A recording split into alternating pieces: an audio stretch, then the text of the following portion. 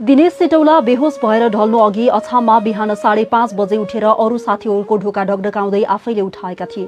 त्यतिबेला उनको अवस्था सामान्य नै थियो। शुक्रबार बिहान 9:30 बजे बालिनसँगै अछाम स्थित भूपदेव शाहको घरमा पुग्ने बित्तिकै जाडो भयो भन्दै आफ्नो टोपी निकाल्न गाडीमा गएका उनी त्यहीँ ढलेका थिए। ढल्नासाथ सेटौला अचेत बने, आँखा पल्टाउन थाले, एकैछिनमा नाकट्याप्प बन्द भयो। सबैजना आत्तिए। श्वास फेर्न गाह्रो भएको देखिएपछि गाडीका ड्राइभरले छातीमा हातले थिचेर सीपीआर दिने प्रयास गरे, तर अवस्था गम्भीर भइसकेको थियो। तत्कालै स्कर्पियोमा हालेर अछाम जिल्ला अस्पताल लगियो, जुन त्यहाँबाट 3 किलोमिटर दूरीमा थियो। सँगै रहेका अर्जुन घिमिरे अर्थात् पाण्डे सहित 2 जना गाडीमा अस्पताल गए। फोन गरेर बालनलाई पनि जानकारी गराइयो। अस्पताल ल्याउँदा सेटौलाको मुटुको चाल बन्द भएको थियो। चिकित्सकहरूले 45 मिनेटसम्म सीपीआर दिएपछि मुटुको चाल फर्कियो। त्यसपछि तत्कालै उनलाई सेनाको हेलिकप्टर मार्फत सुर्खेत हुँदै काठमाडौँ ल्याइएको थियो, तर उनलाई बचाउन सकिएन। मृतक दिनेशप्रति हार्दिक श्रद्धाञ्जली।